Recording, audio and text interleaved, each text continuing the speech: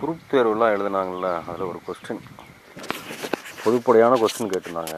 நிறையா பிள்ளைங்க வந்து அதை வந்து தவறாக தான் எழுதியிருப்பாங்க. உங்களுக்கு என்ன கொஸ்டின் கேட்டிங்கன்னா, ஒரு மூட்டைக்கு 30 மாம்பழம், 3 மூட்டை. அந்த 3 மூட்டையை கொண்டுக்கிட்டு அந்த விவசாயி வந்து ஒரு மார்க்கெட்டுக்கு போகிறாப்படி. அந்த மார்க்கெட்டில் வந்து 30 சுங்கச்சாவடி இருக்குது. அந்த 30 சுங்கச்சாவடிக்கும் தலா ஒரு மூட்டைக்கு ஒரு காய் விதமாக சுங்கத்துக்கு கட்டணும். அப்போ ஒரு சுங்கச்சாவடிக்கு ஒவ்வொரு மூட்டையிலையும் ஒருத்த காய் கொடுத்தா தான் அந்த சுங்கச்சாவடியை தாண்ட முடியும்.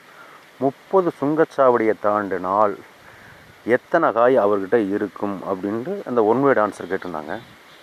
இதுக்கு எல்லா பேருமே நிறைய பேர் என்ன பண்ணிட்டாங்க, எல்லாம் 0 0 ஒன்றுமே இருக்காது அப்படின்னு தான் எழுதியிருக்காங்களா. நான் நிறையா பேர்த்துட்டு சர்வே எடுத்து பார்த்தேன். ஆனால் அது வந்து தவறு. லாஸ்ட்டில் 25 மாங்காய் அவங்க கையில் இருக்கும். அது எப்படின்னு கேட்டிங்கன்னா, 10 சுங்கச்சாவடியை தாண்டுறாங்க. தலா ஒவ்வொரு மூட்டையிலும் ஒவ்வொரு காய் கொடுத்தாங்கன்னா 30 காய் ஆயிடுது. 3 மூட்டைக்கு 10 3 30 காய் ஆயிடுது. அப்போ அவங்கள்ட்ட இருக்கிறது 60 மாங்காய் இருக்கும். ஆனால் 3 சாக்கில் இருக்கும். அந்த 10வது சுங்கச்சாவடி தாண்டின உடனே அந்த சாக்கை வந்து மூட்டையை வந்து 2 மூட்டையை ஆக்கிடணும். 3 மூட்டையாக இருக்கிறத 2 மூட்டையை ஆக்கிட்டு 2 மூட்டையை கொண்டுக்கிட்டு 15 சுங்கச்சாவடி தாண்டணும். அப்போ 2 காய் தான் கொடுக்க போகிறீங்க. ஒரு மூட்டைக்கு ஒரு காய் தான் சொல்லியிருக்காங்க. அப்போ 15 சுங்கச்சாவடி தாண்டையில் 30 காய் ஆகிருக்கு.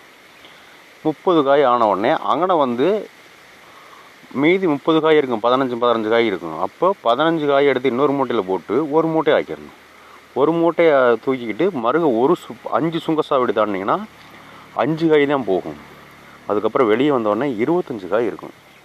இது என்னுடைய கணக்கு. இதுதான் ஆன்சர் கரெக்டு. நல்லா யோசிச்சு பாருங்கள். இப்படி எழுதியிருந்தீங்கன்னா உண்மையாலுமே அதில் வந்து பாஸ் ஆகிருக்கும். 25 காயின்னு எழுதியிருந்தான். ரைட்டாக நண்பர்களே?